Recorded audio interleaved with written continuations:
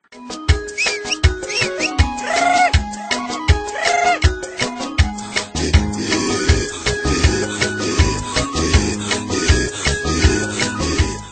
is Oromo Voice Radio English Program. Oromo Voice Radio is broadcasting to Oromia at 16-meter band or 17,850 kilohertz or on oromovoice.org website.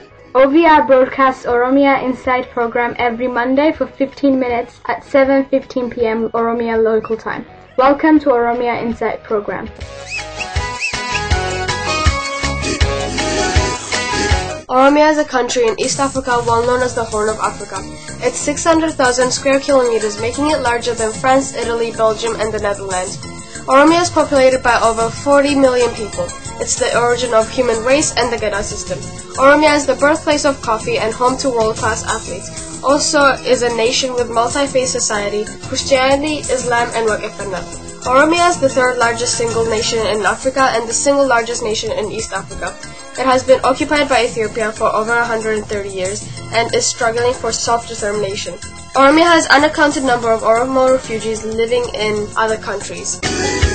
Welcome to Oromia Insight. My name is Aliye Geleto. We have a special guest, Professor Hamdesa Tuso, Department of Peace and Conflict Study from University of Manitoba, Winnipeg in Canada. Currently he is in Oslo for Conflict Resolution and Reconciliation Seminar for Oromo Community. Welcome, Professor Hamdesa. I am pleased that you have invited me to speak and to exchange ideas with you. Thank you. You teach conflict resolution. What brought you to conflict resolution and reconciliation? Why don't you be a nurse or engineer, a lawyer, or where a lot of Oromos actually pursuing this study? I haven't seen many Oromos actually doing this. What brought you to this? Actually, my original training was different. I did my B.A. in history in Australia with minor in geography. Then at Andrews University in the U.S., I did my master's in educational administration. Then at Michigan State University, my Ph.D. was in the area of higher education sociology.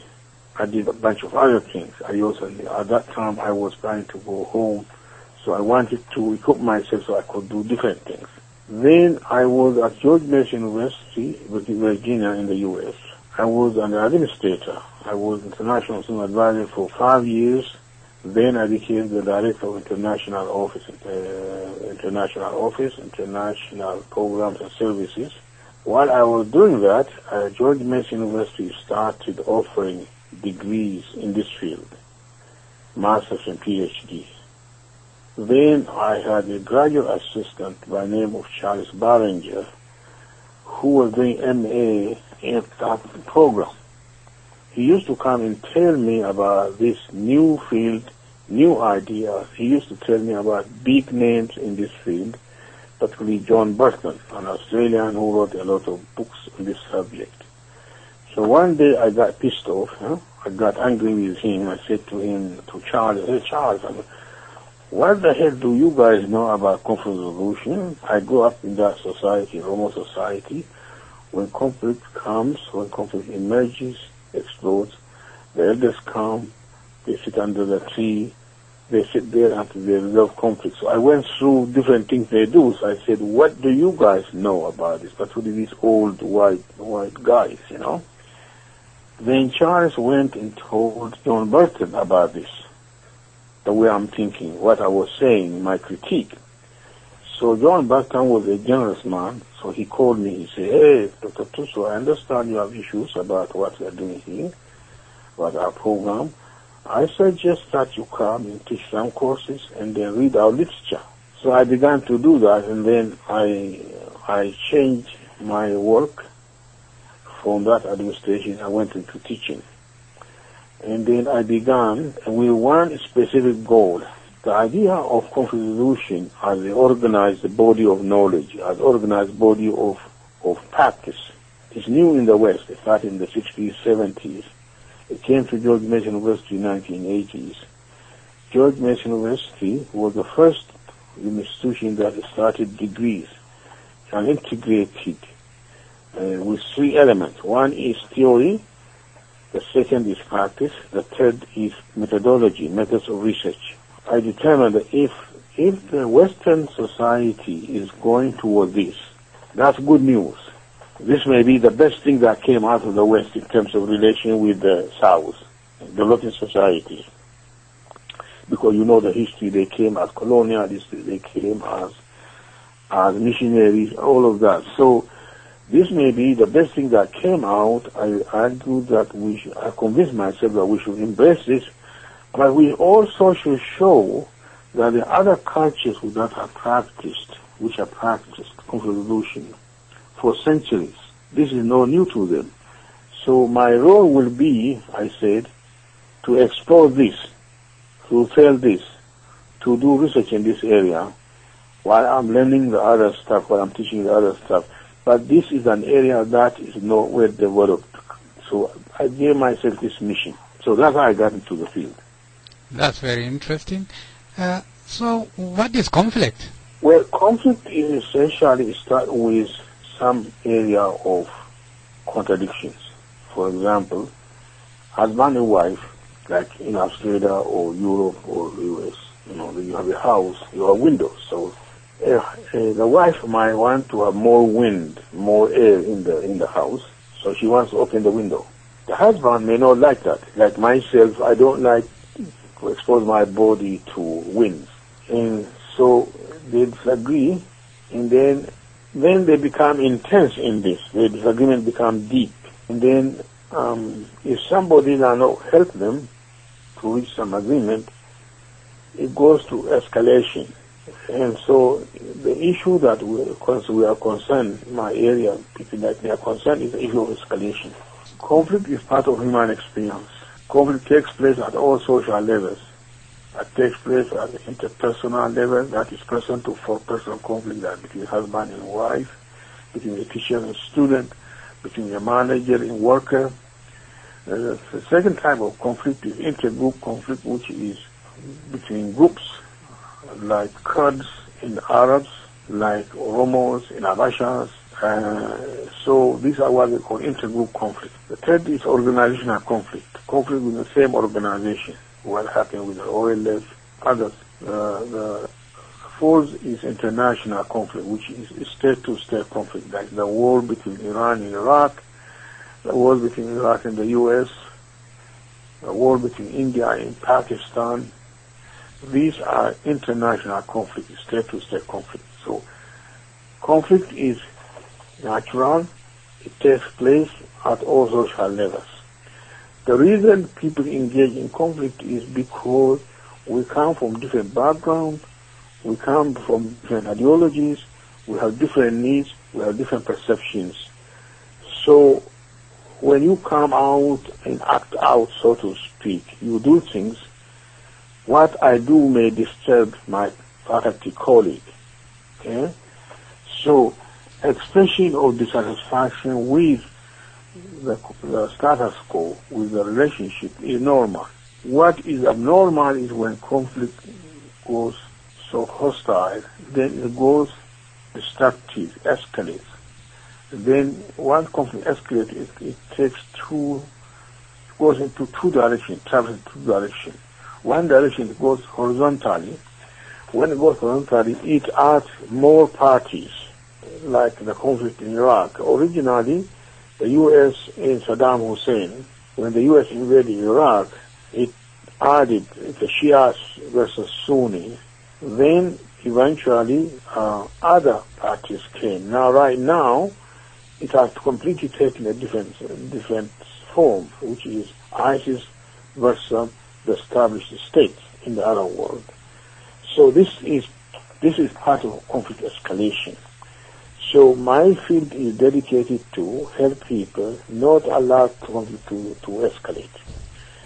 This is important also in indigenous population. I also studied about indigenous systems of conflict resolution. It's also very important in indigenous systems of conflict resolution because indigenous populations around the world, there's a pattern that they show that they don't allow conflict to escalate because neighbors, relatives, clans, others come to resolve conflict. This does not exist in the West. In the West, conflict is a matter of individual interest. So they allow that wife, husband, they go into conflict, then they divorce, they curse each other, they sue each other. In most traditional societies, they try to contain conflict, they try to prevent conflict, they try to resolve conflict. And so conflict takes place because the way we are, we come together, we interact at organizations, other places, we come with different interests, with different power bases, and then we express this dissatisfaction. But if there's a leadership within the group, or with the individuals concerned with conflict, or others who can help us to overcome, then we can contain the conflict so it will not be destructive. The reason why it go crazy is that there's no leadership, and also there are no other people who can help them. Is there a good conflict? Put it differently. There's conflict, a major conflict can bring positive reactions, negative reactions. If you put it in that way, conflict can produce positive reactions. For example, in the U.S., after 300 years of slavery, in the 1960s, African Americans organized themselves. They said, we don't accept this abuse anymore. We don't accept discrimination. We are Americans. We want to have equality. So they organized themselves at church levels. They also